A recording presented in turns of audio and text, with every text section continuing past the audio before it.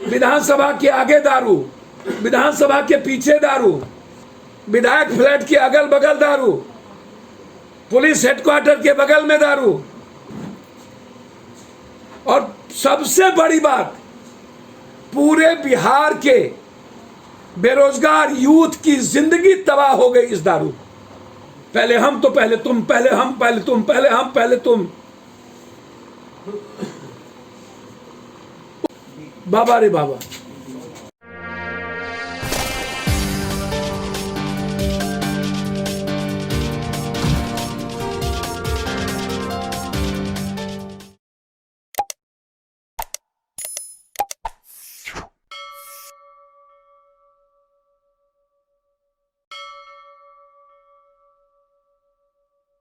नमस्कार, मैं हूं बिमलेंदु और आप देख रहे हैं मुखिया जी कहिए। बिहार में मद्य निषेध है, शराबबंदी है।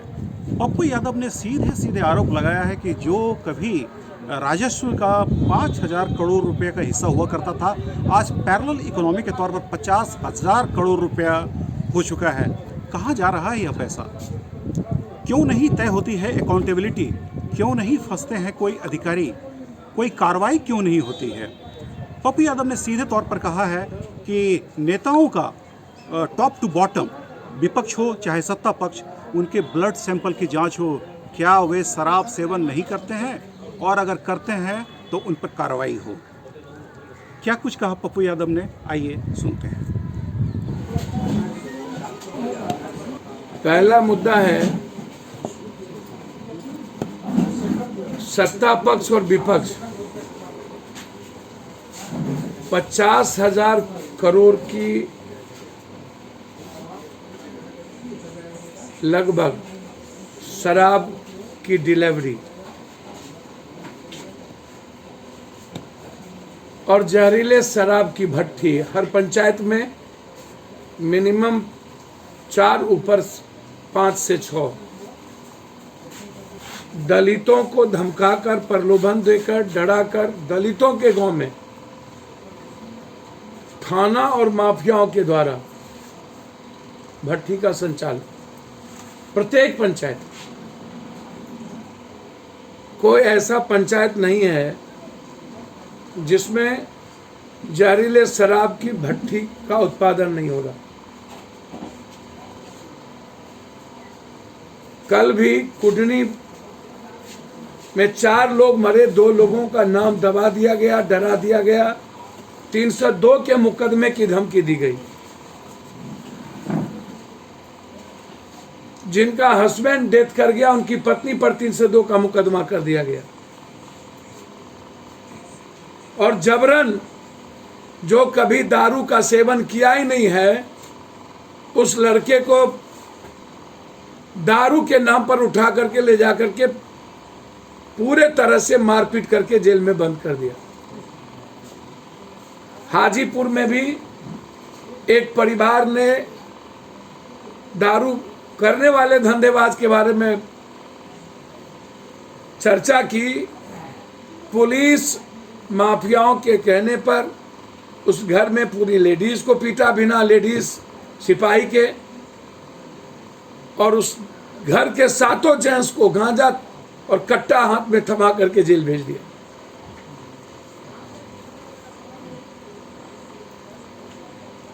$50,000 करोड़ का पैरेलल इकोनॉमी।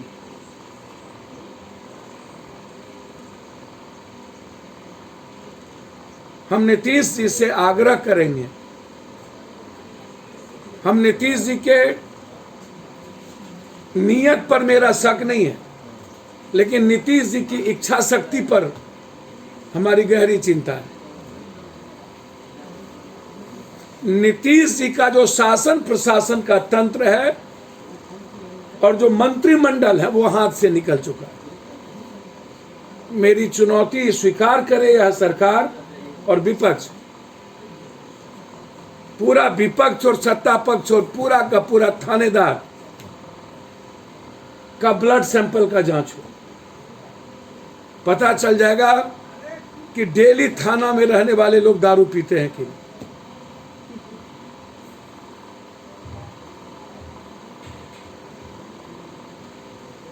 मैं देश को बताना चाहता हूं,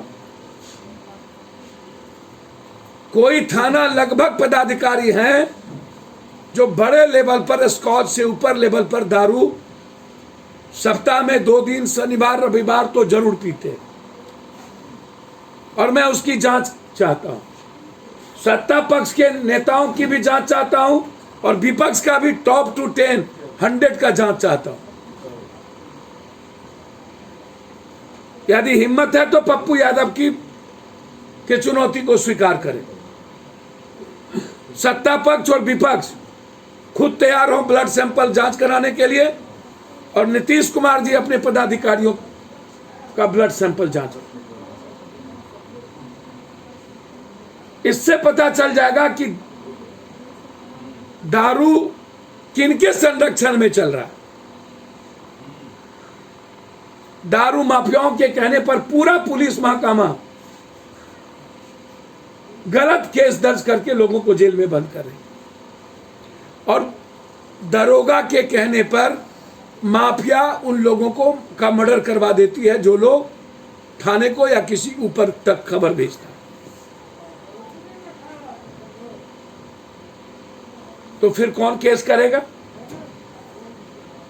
6 महीना उन्होंने कहा था स्पीडी ट्रायल हम करेंगे। कितने दारूबाज बेचने वाले को आपने सजा करवाई, कितने डिलीवर करने वालों का आपने अकाउंट सीज किया,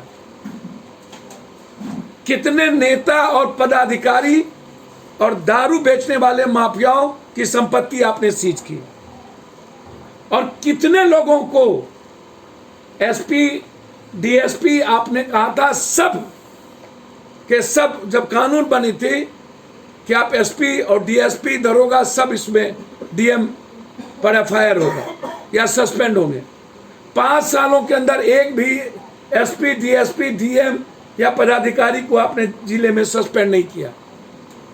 पटना में दीदारगंज में सिर्फ 5 करोड़ का 1 महीने के अंदर दारू पकड़ा है, सिर्फ दीदारगंज। जब पटना के दीदारगंज में दारू, विधानसभा के आगे दारू, विधानसभा के पीछे दारू, विधायक फ्लैट के अगल बगल दारू, पुलिस हेडक्वार्टर के बगल में दारू,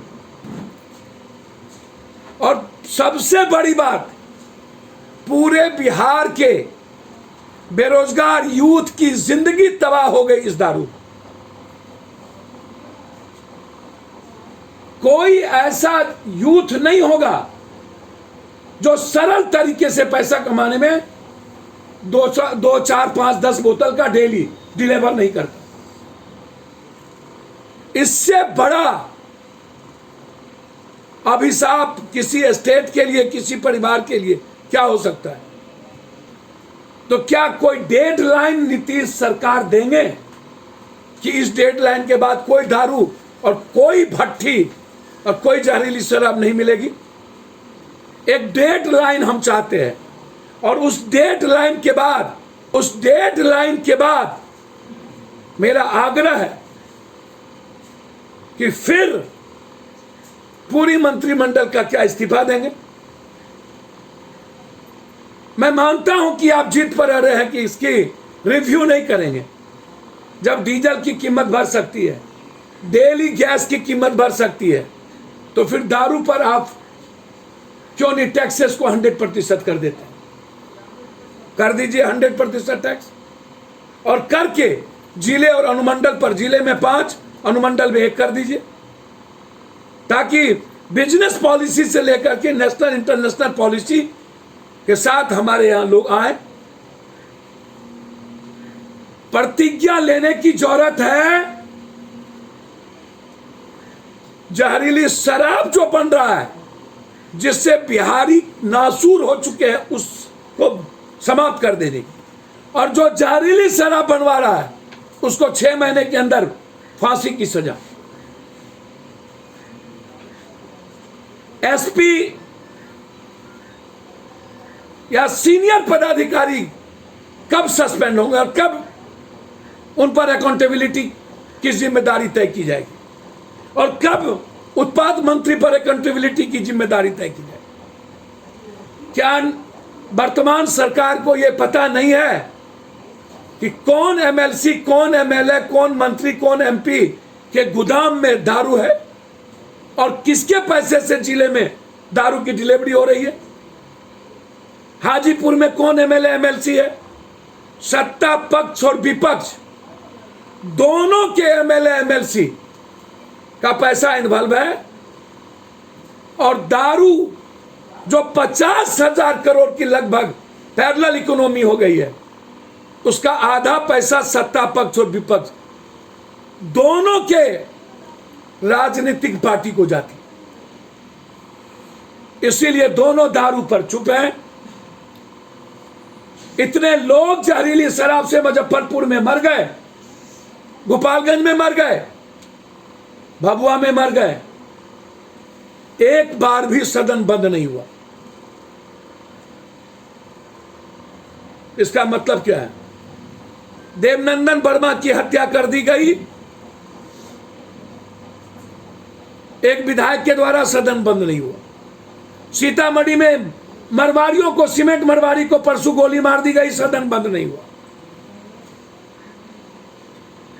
विधायक के भतीजे को मार दिया गया, सदन बंद नहीं हुआ। हर दिन लगातार मर्डर।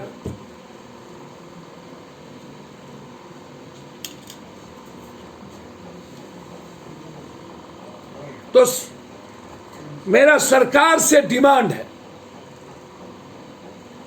कि आप कब सीनियर पदाधिकारी को जेल भेजेंगे और उस पर अकाउंटेबिलिटी तय करेंगे? कब आप उत्पाद मंत्री से रिजनेशन लेंगे? कितने दिनों का डेडलाइन होगा? यदि वो डेडलाइन एकदम नहीं है, जो वर्तमान सरकार के बस की चीज अब नहीं है, तो क्या रिव्यू होगा? रिव्यू नहीं होगा तो 50,000 से 60,000 और 1,00,000 करोड़ की रेवेन्यू होगी। 300 रुपये का दारू का बोतल, 200 रुपये का 1,400 रुपये, 1,500 रुपये। सोचिए कितना बड़ा नेक्सस है भारत का, इससे बड़ा नेक्सस नहीं हो सकता। और पूरा सदन इस बात पर मौन है, क्योंकि सबसे ज्यादा पैसा इनकम का जरिया थाना से लेके चौकीदार से लेके टॉप टू बटन तक, एवरी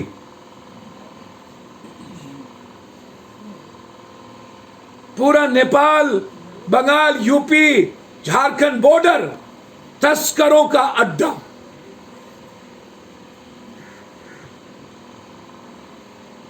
हम नेताओं की, पदाधिकारियों की और माफियाओं की संपत्ति जांच कर चाहते हैं कि आप उसको पब्लिक संपत्ति को टैच करिए कि इस 5 साल के अंदर कितने लोग दारू में पैसा कमा के सरकार की रेवेन्यू को बर्बाद किया, चोरी किया। आप बार बार कहते हैं कि बाहर से मैं 2 को पकड़ लिया, 3 को पकड़ा, तो क्या उस 2 की अकाउंट सीज हुआ? या जो जिसको आपने हरियाणा में पकड़ के लाए, वो जिसको डिलीवर कर रहा था, क्या उन लोगों के नाम से यहां एफआईआर हुआ? पकड़ लिया, जिसको दारू दे रहा था, सप्लाई कर रहा था, उनके नाम से एफआईआर क्यों नहीं हुआ? और जिनको लाए पकड़ के, उनका अकाउंट सीज क्यों नहीं हुआ? तो कितने लोगों को आपने अकाउंट सीज किया है?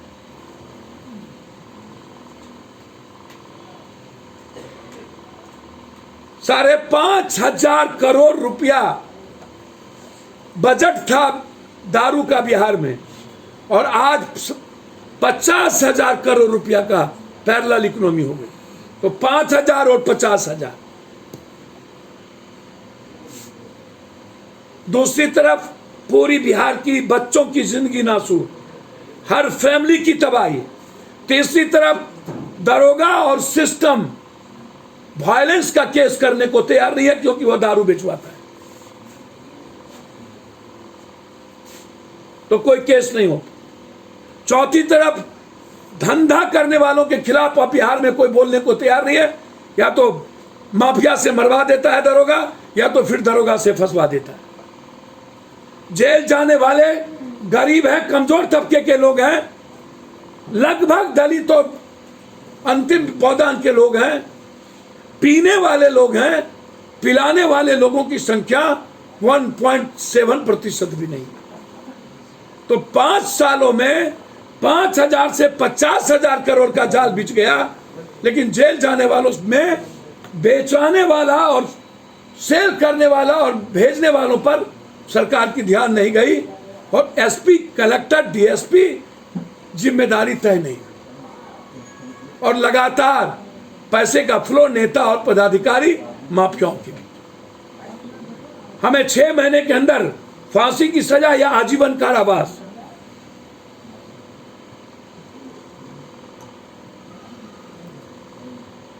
फिर जिस जिले में दारू पकड़ाता है या पिया जाता है उस अफसर को कभी आप पोस्टिंग ना करें।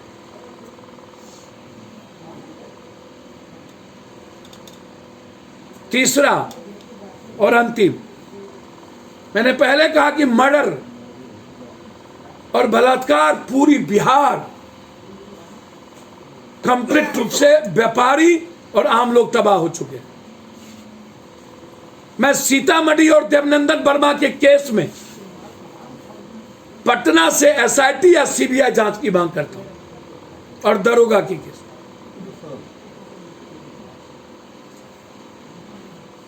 वैक्सीन, जब तक भारत के 130 करोड़ में 80 करोड़ लोगों को वैक्सीन नहीं लगता है, तब तक इस मार्केटिंग का कोई फायदा नहीं है। पहले हम तो पहले तुम, पहले हम, पहले तुम, पहले हम, पहले तुम, ये जो कंपटीशन है, बड़े मियां तो बड़े मियां, छोटे मियां सुभान अल्लाह। पहले कौन वैक्सीन लगाएगा? नीतीश जी का चेहरा नहीं दिख जाए इसके पहले कोई और चेहरा चला गया। मेरा बहुत क्लियर है इस मामले में। 80 करोड़ भारत को पहले वैक्सीन दीजिए, तभी इस वैक्सीन का कोई औचित्य होगा। 1,00,000-2 लाख क्या नेताओं को वैक्सीन देके भारत में कोरोना को रोकना की प्रक्रिया सही नहीं है, वो गलत। धन्यवाद।